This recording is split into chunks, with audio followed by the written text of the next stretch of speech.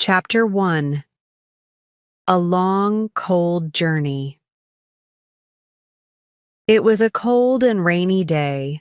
Mary Yellen sat in a coach. She was traveling to Jamaica Inn. Her mother had died. Now she would live with Aunt Patience and Uncle Joss. The road was dark and empty. Rain came inside the coach. The wind was very strong. Mary felt lonely. The coach stopped in a town called Bodmin. The driver spoke to Mary. "Are you sure you want to go to Jamaica Inn?" he asked. "Yes," said Mary. "My family is waiting for me." The driver looked worried. "It is a bad place," he said. "People are scared of it." A woman near the coach also spoke. "It is not safe for a girl like you," she said. Mary did not listen. "I must go," she said. The coach started again. There were no houses, no trees, only open land. Mary felt a little afraid, but she did not show it. At last, the coach stopped. "Here it is," the driver said. He quickly took her box down. "Knock on the door," he said. Then he left quickly. Mary stood alone in the dark. The wind was loud. She felt cold. Then the door opened. A big man stood there. His face was dark. His eyes looked angry. "Who are you?" he shouted. "I am Mary Yellen," she said. The man laughed. "So you have come," he said. "I am Joss Merlin, your uncle. Welcome to Jamaica Inn." He pulled her inside and closed the door. Chapter 2. Uncle Joss. Mary stood inside Jamaica Inn. It was dark and cold. The walls were made of stone. The floor was hard. A big man stood in front of her. He was very tall and strong. His face was dark, and his eyes were cruel. His name was Joss Merlin, Mary's uncle. "So, you have come to live with us," Joss said. He laughed, but his laugh was not friendly. "Where is Aunt Patience?" Mary asked. Joss shouted up the stairs. "Patience, come down. Your niece is here." Mary heard soft footsteps. Then a woman came down the stairs. It was Aunt Patience, but she looked old and weak. Her hair was gray. Her eyes looked scared. She was not happy and smiling like before.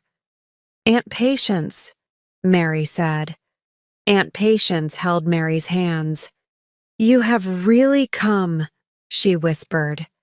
Then tears came to her eyes. Joss got angry. "Stop crying," he shouted. "Make food for the girl. She must eat."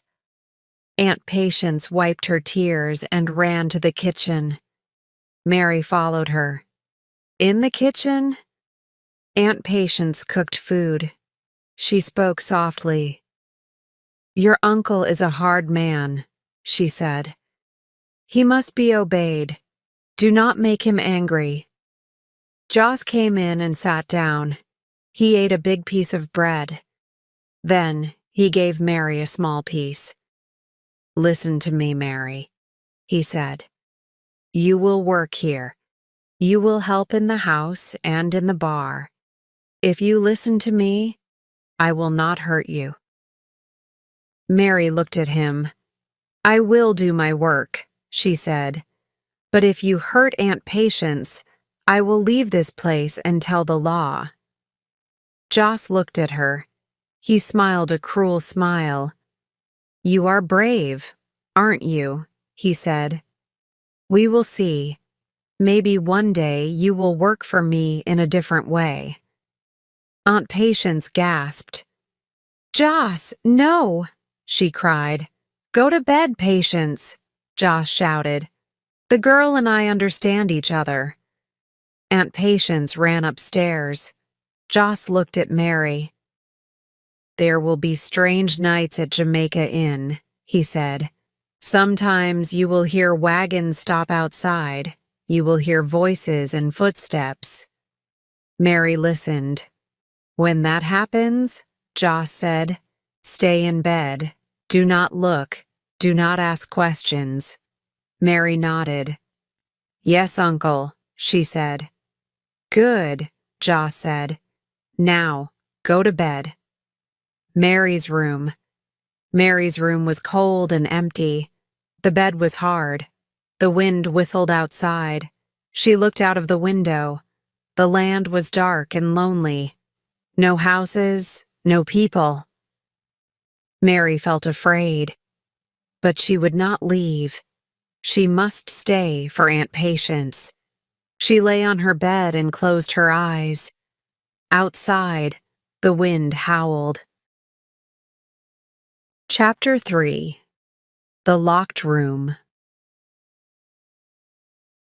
The next morning, Mary woke up to the sound of strong wind. The sun was shining, but the air was cold. She got out of bed and looked around her small, empty room. The walls were bare, and the bed was hard and uncomfortable. She knew she had to get used to this place, but it didn't feel like home. After breakfast, Mary helped Aunt Patience with the housework. As she cleaned, she explored the inn. It was a dark, strange place with long hallways and many empty rooms. The bar was at the front, smelling of old tobacco and spilled drinks. It looked dirty, as if many rough men had been there. As Mary walked down a long passage, she noticed a locked door at the end. She tried to open it, but it wouldn't move.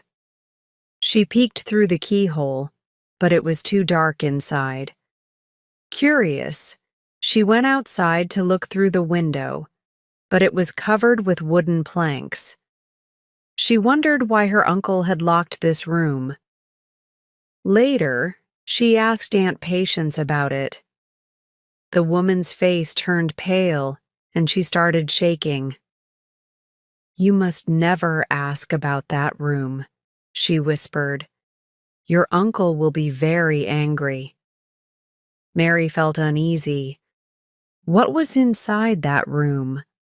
Why was her aunt so scared? Joss Merlin had gone away that morning, and the inn was quiet. Mary decided to take a walk outside. She stepped into the empty yard and looked around. The road stretched far, with no houses in sight. The land was wild and lonely, with only the moors in every direction. She suddenly realized how far away she was from everything. If she needed help, there was no one nearby. As she stood outside, she promised herself one thing. She would find out the truth about Jamaica Inn. Something was wrong here, and she would not ignore it. That night, as she lay in bed, she thought about the locked room. She thought about her uncle's words. "Stay in bed. Don't ask questions." But Mary was not a child. She was strong. She would not stay silent forever. Chapter 4. Wagons in the Night. That evening, Joss Merlin returned home. He looked tired and angry. Mary stayed quiet, not wanting to make him angry. After dinner, Joss called her. "You will help in the bar tonight," he said. "It's Saturday night, and we will have visitors." Mary stood behind the bar, watching the men who arrived. They were rough, dirty, and smelled of drink and smoke. They laughed loudly, slapped the tables, and drank too much beer. Some had long, messy hair. Others had broken teeth. The room became hot and smoky, and Mary felt uncomfortable.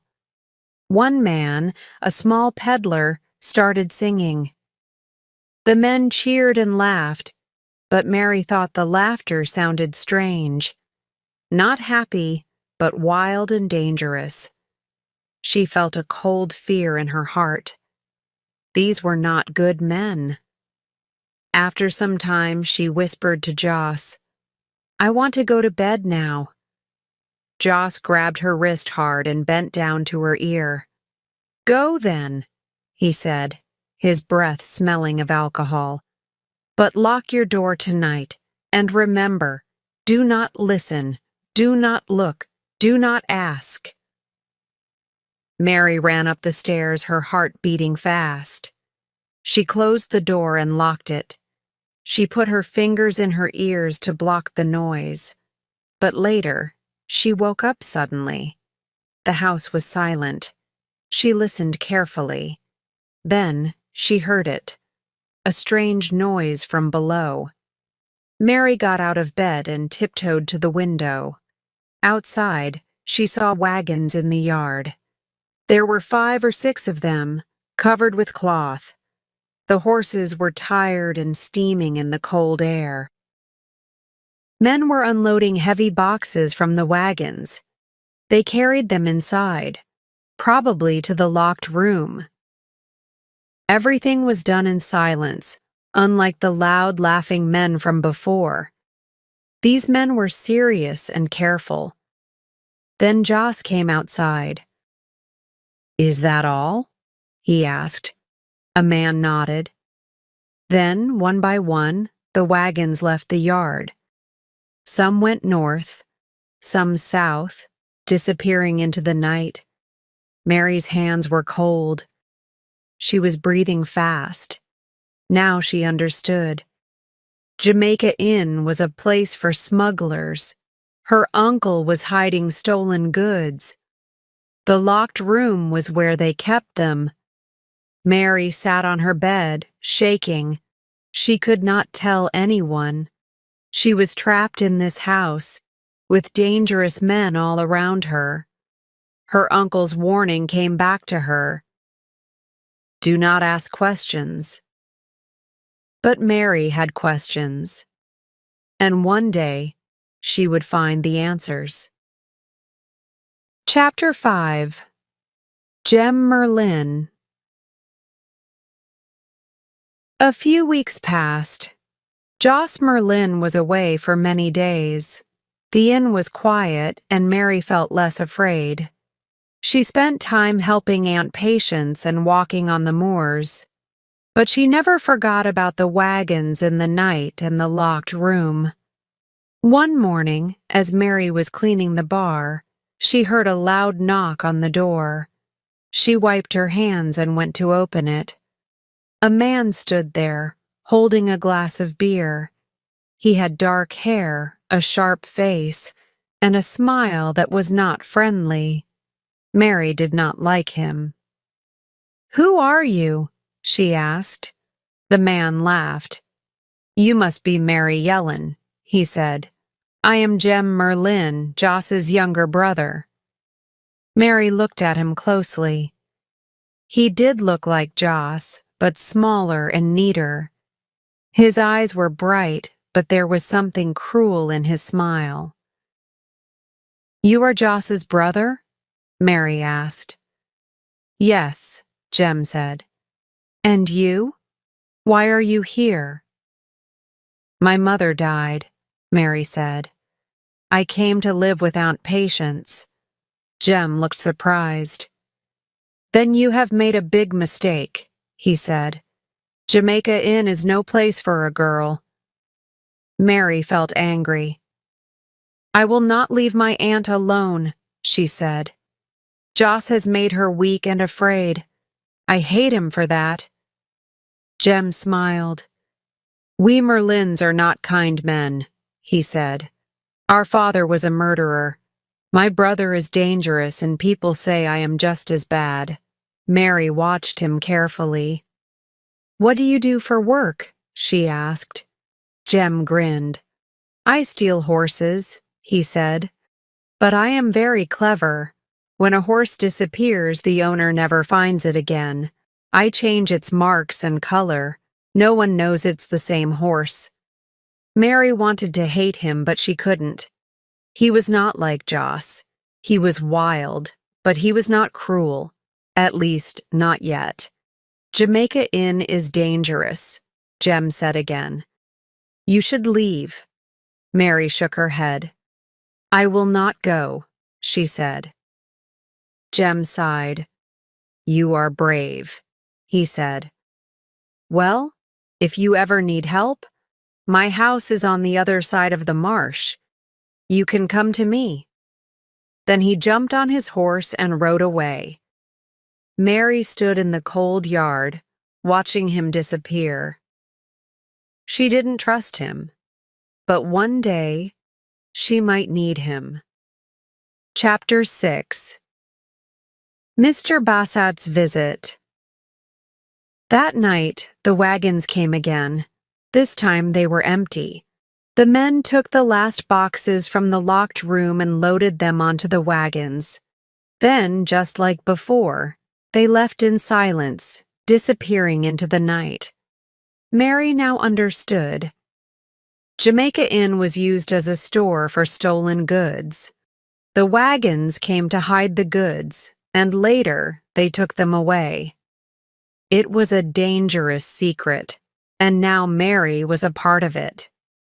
A few days later, the weather changed. The sun shone brightly, and the air was cold and fresh. Mary was washing clothes outside when she suddenly heard a loud knock on the door. Aunt Patience ran to the window. When she saw who it was, her face turned white.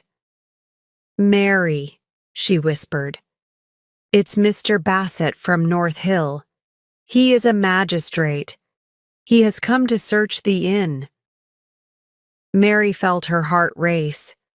If Mr. Bassett searched the locked room, would he find something? She did not know. The knocking got louder. Open the door, Mr. Bassett shouted. Mary took a deep breath and opened it. Mr. Bassett was a strong man with a serious face. Another man, his servant, stood behind him. Where is your uncle, Jos Merlin? Mr. Bassett asked. He is not here, Mary answered. Good, Mr. Bassett said. Then I will search this place. Aunt Patience gasped. No, you cannot, she cried. I have the law on my side, Mr. Bassett said. I will look inside. He and his servant searched every room. They opened cupboards, checked under beds, and looked behind furniture. Finally, Mr. Bassett came to the locked door at the end of the passage. This door is locked, he said. Where is the key? I don't know, Mary said. My uncle keeps it. Then we will break the door, Mr. Bassett said. His servant hit the door with a heavy iron bar. The wood cracked. After a few minutes, the door broke open. Everyone held their breath as Mr. Bassett stepped inside. The room was empty. There were no stolen goods, no boxes, no barrels, only a pile of old bags and a piece of rope on the floor. Mr. Bassett cursed loudly. Jos Merlin has fooled me again, he shouted. I know he is a criminal, but I have no proof. He turned to Mary. Do you know anything about your uncle's business? He asked. Mary met his eyes. She wanted to tell the truth, but she couldn't. If she told him about the wagons, Jos would kill Aunt Patience. I don't know anything, she said. Mr. Bassett stared at her. Then he sighed. If you ever hear anything strange, he said, you must tell me. He climbed onto his horse and rode away. Mary felt tired and afraid. The magistrate had come so close to the truth. But Jos had hidden everything. She knew one thing. Joss Merlin was clever and dangerous. And now she was trapped with him. Chapter 7. The Vicar of Alternun. For 5 days, Joss Merlin was drunk. He lay on a bed in the kitchen, unable to move or speak clearly. He shouted for drink, cried like a child, and then slept again. His face was pale, and his hands shook. Aunt Patience took care of him. She brought him food and drink, even when he shouted at her. She did not complain. Mary watched her with sadness. Aunt Patience loved her husband, even though he was cruel to her. On the 5th day, the weather was clear. Mary decided to walk on the moors. She needed fresh air and time to think. She walked for more than an hour. The land around her was empty and quiet. Then, she reached a deep valley with a small river. The ground here was wet and soft. She realized she had walked too far. Suddenly, she heard the sound of a horse. A man on horseback came out of the mist. He stopped when he saw her. "Are you lost?" he asked. His voice was kind. Mary looked at him. He was different from other men. His hair was white, but his face was young. His eyes were pale, almost white like glass. "I live at Jamaica Inn," she said. The man was silent for a moment. Then he said, "You have walked in the wrong direction. Come with me. I will take you to my house." Mary hesitated. But the man looked gentle and kind. She trusted him. They rode together to a small stone house. Inside, the fire was warm and the room was peaceful. Mary sat near the fire, feeling safe for the first time in weeks. The man gave her tea. "I am Francis Davy," he said. "I am the Vicar of Alternun." Mary was surprised. A vicar was a man of God, someone who helped people. She suddenly felt she could talk to him. "I am in great trouble," she whispered. The vicar listened carefully. Mary told him everything about Jamaica Inn, the wagons, the locked room, and her uncle's threats. She even told him about the man who disappeared. Francis Davy nodded slowly. "This is a dark and dangerous business," he said. "But without proof, nothing can be done." Mary felt hopeless. "I wish I could stop my uncle," she said. "You must be patient," the vicar said. "When the wagons come again, tell me. Then we will act." Mary felt relieved. She finally had someone to help her. It was late. The vicar said, "I will take you back to Jamaica Inn." As they rode, the wind was strong and the moors were dark. But Mary felt less afraid. When they reached Jamaica Inn, the vicar stopped. "Look through the window," he said. Mary looked. Joss Merlin was sitting at the table. His eyes were open, but he was not moving. A broken bottle lay near him. He had drunk too much and passed out. "You can go inside," the vicar said. "He will not see you tonight." Mary opened the door quietly and stepped inside. "Remember," the vicar whispered, "I am your friend. If you need help, come to me." Then he rode away, disappearing into the dark moors. Mary stood in the silent inn, feeling both afraid and hopeful. Chapter 8. Joss's Dreams. For 5 days, Joss Merlin lay in bed, too drunk to move. He shouted, cried, and then fell asleep again. His hands shook, and his face was pale. Aunt Patience took care of him. She gave him food and water, even when he pushed her away. She never complained. Mary watched and felt sorry for her. On the 5th day, Joss woke up properly. He sat up in bed, his eyes red and tired. He looked at Mary and laughed weakly. "You think I'm a drunken fool, don't you?" he said. Mary did not answer. Joss stretched his arms. "I had dreams," he said. "Terrible dreams.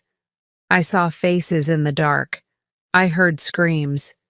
Do you know why, Mary?" Mary shook her head. Joss leaned closer. "Because I have done bad things," he whispered. "Things I cannot forget." Mary felt cold. "What things?" she asked. Joss stared at her. For a moment, he looked afraid. Then he laughed. "You ask too many questions," he said. "One day, you'll learn the truth." That evening, Joss got out of bed. He washed his face and combed his hair. Then, he sat by the fire and drank more beer. Mary watched him silently. He was not just a drunk man. He was dangerous. Late at night, Mary lay in bed, thinking about what he had said. She knew now. Joss Merlin had a secret, a terrible secret, and one day she would discover it. Chapter 9. Christmas Eve. It was Christmas Eve, and the sky was dark and cloudy. The wind was cold, and rain was coming soon. Mary stood by the window, thinking about Jem Merlin. He had asked her to meet him today. He wanted to take her to Launceston Market. She was unsure. Jem was a thief, and he lied often. But still, she liked him. He was different from Joss. He was wild, but not cruel. She wanted to know the truth about him. Finally, she decided to go. She put on her cloak and quietly left Jamaica Inn. The market in Launceston, Jem was waiting for her with a horse and cart. "You came?" he said, smiling. They rode together to Launceston, where the market was busy. People were selling fruit, clothes, and animals. There was music and laughter everywhere. Jem took Mary to buy gold earrings. They ate oranges under a tent. A fortune teller looked at Mary's hand and said, "Do not trust a dark stranger." Jem laughed and said, "Maybe that's me." They were happy together, and Mary almost forgot her worries. But deep inside, she knew Jamaica Inn was waiting for her. A kiss and a warning. It started raining. The wind became strong. Jem pulled Mary into a doorway for shelter. He held her close and kissed her. "You don't want to ride home in this storm," he said. "Stay with me in Launceston tonight." Mary pushed him away. "No," she said. "I will go home." Jem laughed. "Are you afraid of me?" "No," Mary said, "but I will not stay." Jem sighed. "Fine," he said. "I will get the horse and cart." Mary waited outside in the rain. She was cold and tired, but Jem did not come back. She waited longer. The streets were empty now. She felt CT worried. Had Jem left without her? She walked to a hotel and asked about him. Inside, she saw rich men drinking. The servant told her to leave. "Please," she said. "I am looking for Jem Merlin." A man turned and looked at her. His eyes were sharp and suspicious. Mary's heart sank. Something was wrong. Chapter 10. The Wreck. The journey to the coast was long and rough. Mary sat in the carriage, hurt and scared. Joss Merlin had kidnapped her. He held her tight and whispered, "You will watch what happens tonight. You will see what we do." His breath smelled of alcohol, and his eyes were wild. The carriage stopped in a valley near the sea. Mary heard the waves crashing in the distance. She tried to open the door, but it was locked. She was trapped. Suddenly she heard shouting. The men were running toward the shore. Mary knew what was happening. Joss and his gang were wreckers. They waited for ships to crash on the rocks, then killed the sailors and stole everything. She climbed out of the carriage window, falling hard on the ground. Her hands were bleeding, but she got up quickly. She had to see the truth with her own eyes. The shipwreck.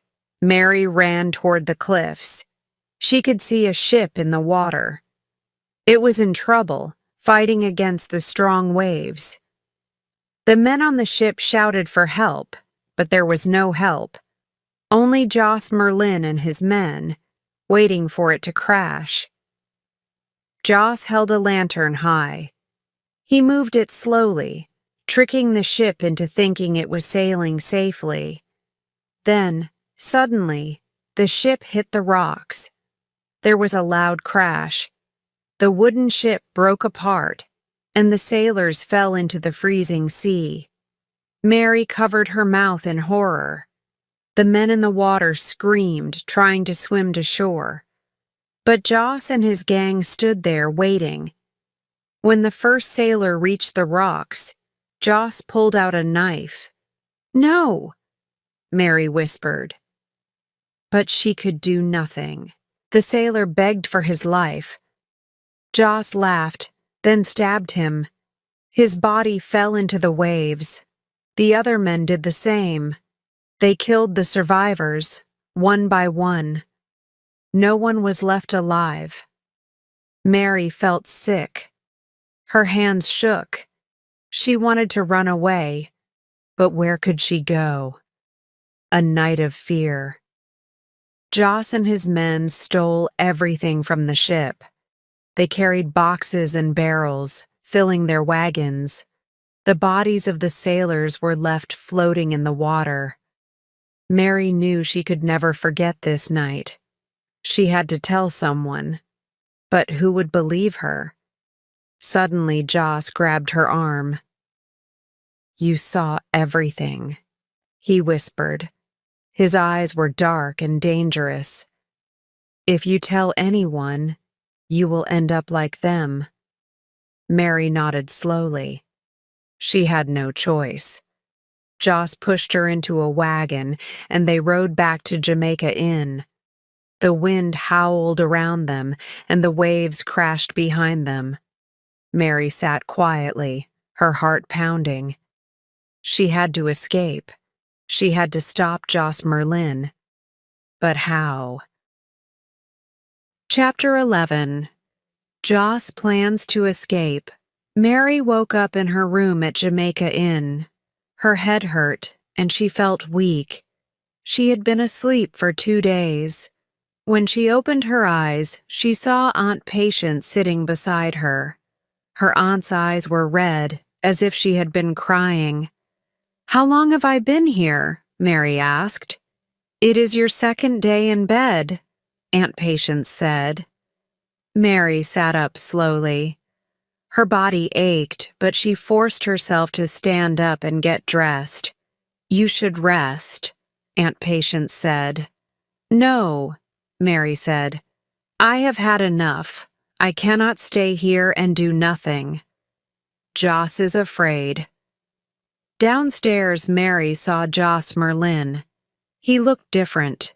His face was pale, and his eyes were tired. He was nervous, always looking over his shoulder. He sat at the table, picking at his sleeves. He spoke in a low voice, more to himself than to Mary or Patience. "He'll come for me," Joss whispered. "I've made a mistake. I disobeyed him. Now we are all going to die." "Who are you talking about?" Mary asked. Joss looked at her. His eyes were wild with fear. "I thought I was clever," he said. "But I was wrong. He warned me. I didn't listen. Now, it is too late." Mary and Aunt Patience watched him. They had never seen him like this before. He looked like a man who knew his end was near. Escape plans. That night, Mary heard Joss whispering to Aunt Patience. He wanted to run away. "We must leave tonight," Joss said. "Pack everything. We'll go before dawn." Aunt Patience nodded quickly, doing whatever he said. She was too afraid to argue. Mary sat in her dark room listening. Joss Merlin was running away. But who was he running from? And what would happen if he was caught? Mary knew she had to find out the truth before it was too late. Chapter 12. To Altarnan, Mary woke up suddenly in her room at Jamaica Inn. The wind howled outside and rain hit the windows. She lay still, listening. Then she heard a soft sound, something tapping at her window. She sat up and looked outside. A dark figure stood in the yard below. It was Jem Merlin. "Come down," he whispered. "I'm locked in my room," Mary whispered back. Jem looked around, trying to find a way up. He found a ledge, pulled himself up, and climbed onto the low roof above the front door. Slowly, he made his way to her window. Mary knelt by the window. Jem looked tired and worried. His eyes were dark, as if he had not slept for days. "I'm sorry," Jem said. "I left you alone on Christmas Eve, but I can't tell you why." Mary felt angry and hurt. He had abandoned her in the market, and now he was back without an explanation. "Why are you here?" she asked. "I came to see Joss," Jem said. "But if he's sitting downstairs with a gun, I won't go in." Mary hesitated. "He's afraid," she said. "He knows something bad is coming." Jem looked serious. "Then I must leave now," he said. "I can't stay here." Mary watched him jump down from the roof and disappear into the dark moors. She felt a wave of fear. Something was going to happen tonight. She could feel it. Sitting on her cold bed, Mary knew she had to escape. She had to find the vicar, Francis Davy. He was the only person she could trust. Carefully, she put on her cloak and listened. The house was quiet. Joss was still awake downstairs, but Aunt Patience was sleeping. Taking a deep breath, she unlocked her door softly and stepped into the dark passage. She had one chance to escape, and she had to take it. Chapter 13. Murder at Jamaica Inn. Mary arrived in Altarnan exhausted and breathless. She knocked urgently on the vicar's door, hoping for help. A housekeeper answered, looking surprised to see her at such a late hour. When Mary asked for Francis Davy, the woman shook her head. "The vicar is not here," she said. "He left for another village this morning and won't return tonight." Mary's heart sank. She had come so far, thinking the vicar could help her, but now she was alone again. She quickly asked about the nearest magistrate, hoping that Mr. Bassat could help. The housekeeper told her that Mr. Bassat lived 4 miles away in North Hill. Mary had no choice. She had to keep going. The road was dark and empty, and the wind was cold against her skin. She walked as fast as she could, fear pushing her forward. It took her an hour to reach Mr. Bassett's house. She knocked on the heavy wooden door, her hands trembling. A servant answered, frowning at her sudden arrival. "I must speak to Mr. Bassett," Mary said, breathless. "It's urgent." The servant hesitated, then shook his head. "Mr. Bassett is not here," he said. "He left for Launceston this morning and hasn't returned." Mary felt a wave of hopelessness. The 2 people she had trusted, Francis Davy and Mr. Bassett, were both gone. She had no one to help her. She turned and walked back toward Jamaica Inn, feeling cold and afraid. Something terrible had already happened, and now she was walking straight back into danger. When she reached the inn, the house was silent. The door was slightly open, and a strange stillness filled the air. Carefully, she stepped inside, listening for any sound. Then she saw him. Jos Merlin lay on the floor, his body covered in blood. His eyes were staring, his face frozen in fear.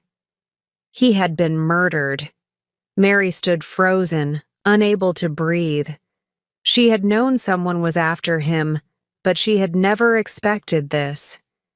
His worst fear had come true. The person he had betrayed had come for revenge. She turned wildly, searching for Aunt Patience. But the house was empty. The silence felt heavy, as if it were holding a terrible secret. Mary felt her heart racing. Whoever had killed Jos could still be nearby. She needed to run to escape. But where was Aunt Patience? Had she run away, or had she been taken? Mary took a deep breath, fear and shock twisting inside her. One thing was clear. Jamaica Inn was no longer safe. She had to get out. She had to find help. And she had to learn the truth before it was too late. Chapter 14. The Peddler is Found. Mary stood frozen near the stairs. Her heart pounded, and her breath came in short gasps. The silence inside Jamaica Inn was heavy and unnatural. The ticking clock had stopped, and the house felt empty and lifeless. The air was thick, filled with the weight of something terrible. She wanted to move, but she could not. Jos Merlin's lifeless body lay on the floor, his blood soaking into the wooden planks. His face was twisted, his eyes open in terror. Someone had come for him in the dead of night and killed him without mercy. Mary knew she had to leave, but her legs felt weak and heavy. She turned toward the stairs, hesitating for a moment. Was Aunt Patience still inside? Was she dead or alive? Suddenly, a voice broke the silence. "Has your aunt gone?" a man whispered behind her. Mary spun around and saw Mr. Richards, a local officer, standing in the doorway. His face was filled with concern. I don't know," Mary stammered. "I didn't see her. I just ran when I found Jos." Richards led her outside, where the cold night air hit her face. She was shaking violently, her body numb from shock. "That was no sight for a young girl," he said. "You shouldn't have seen that." Mary took a deep breath, trying to control her thoughts. "Who could have killed him?" she asked, her voice barely above a whisper. Richards frowned. "That's what we need to find out," he said. But Joss Merlin had many enemies. It could have been any of them. Mary suddenly remembered something. The peddler, she said. He was locked in a room here. Could he have done it? Richards considered this. It's possible, he said. If the peddler escaped, he would have had a reason for revenge. Mary's mind raced. Had the peddler killed Joss and run away? Or was there someone else involved? Someone even more dangerous? The night was cold and dark, and the truth felt just out of reach. Whoever had murdered Joss Merlin was still out there, and Mary was not safe yet. Chapter 15. The Truth is Told. Mary sat in the vicar's house, staring into the warm fire. She had slept for a long time, but she still felt tired and confused. Everything had happened so fast. Joss Merlin was dead, and Aunt Patience was missing. Now she was in Altarnan, waiting for answers. Francis Davy, the vicar, sat across from her. His pale eyes watched her calmly, and his voice was soft when he spoke. "You are safe here, Mary," he said. "Tell me everything." Slowly, Mary told him everything she had seen, the wrecks, the murders, and Joss's fears before he died. She did not cry, but her voice trembled. The vicar listened without speaking. When she finished, he nodded. "It is as I thought," he said. Joss was afraid because he had betrayed his leader. Someone higher than him gave the orders. That person is the real danger. Mary shivered. "But who is it?" she asked. "Who was controlling Joss?" The vicar leaned forward. "I have my suspicions," he said, "but we must be sure before we act." Jem returns. Mary stayed at the vicar's house for a few hours. She felt safe, but she knew she could not stay there forever. She had to find Aunt Patience and discover the truth. As she was thinking, she heard horses outside. Then a loud knock on the door. The vicar opened it, and Jem Merlin stepped inside.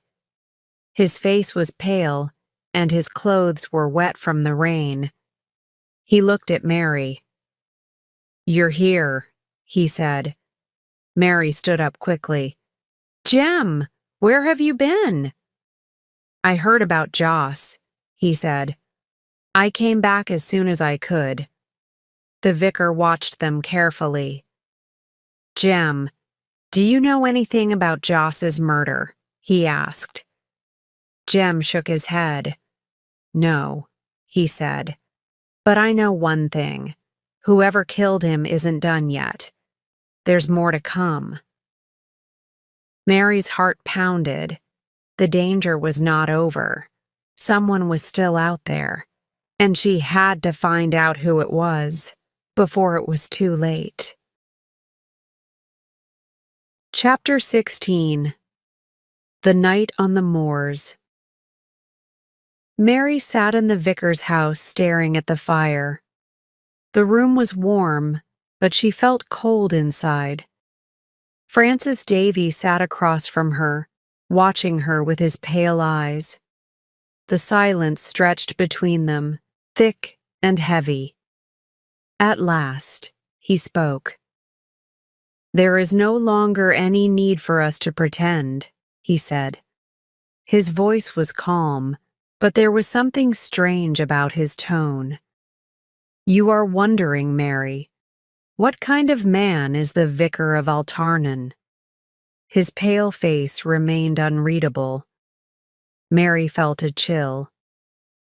Something about him had changed. The kind, gentle vicar she had trusted was gone. Francis Davy stood up and moved toward the fire. I do not belong in this world, he continued. I walk in a different time, a time when the old gods ruled the hills. The world has forgotten them, but I have not. Mary's breath caught in her throat. She tried to understand his words, but they made no sense. I don't understand you, Mr. Davy, she said, her voice barely above a whisper. The vicar turned to face her. You will, he said. Soon enough, you will. Mary gripped the arms of her chair, feeling trapped. She had come here for help, but had she just walked into greater danger? A sudden escape. The vicar leaned closer.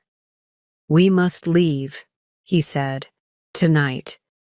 We have nothing to carry, and we will travel light, as people did in the old days.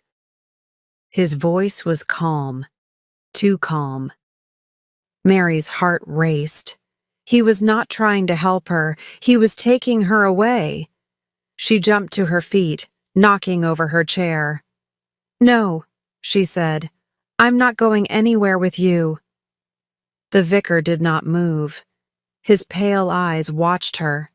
Then he smiled, a slow, knowing smile. You have no choice, he said. Mary turned and ran for the door. She grabbed the handle and pulled, but it would not open. Francis Davy sighed. Do not fight me, Mary, he said. It will be easier if you come quietly. Mary's hands shook as she tried the door again. She was trapped. The vicar was not her savior. He was the real danger all along. And now she had to escape before it was too late. Chapter 17. A New Life. The morning was cold and bright. A thin layer of ice covered the roads, and the wind was sharp against Mary's face. She walked across the moors, her thoughts racing. Everything was over now. Joss Merlin was dead. Francis Davy had met his end, and the danger that had haunted her for so long was gone. As she walked, she looked around her.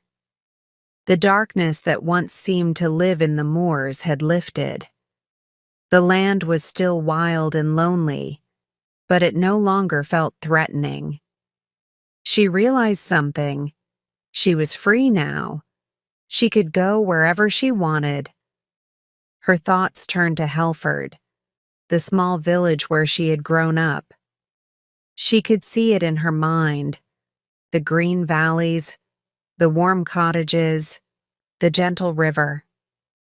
She felt a deep longing for home. She had come so far, seen so much cruelty and fear, but now all she wanted was peace. Jem Merlin's return.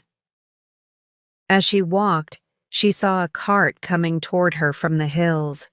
It was piled high with furniture, as if someone was moving away. She stopped, watching it approach. Then the driver looked up and waved. It was Jem Merlin. Are you better? He called. I heard you were ill and staying in bed. Mary nodded slowly. She had been through so much, but she was still standing. Jem walked beside the cart. There was some talk that you might stay with the Bassets, he said. A comfortable life, no doubt. Mary shook her head. No, she said. I'm going home to Helford. Jem raised an eyebrow. And what will you do there? Mary hesitated. She had always thought of Helford as her home, but now it felt far away. Could she really go back to the simple life she once knew? Jem watched her closely. You know, he said, I'm leaving too, heading south. I don't know where yet, but away from here. For a long moment, Mary was silent. The wind blew between them, carrying away the past. Then, without speaking, she stepped forward. Jem held out his hand, and together they walked toward the unknown future, the end.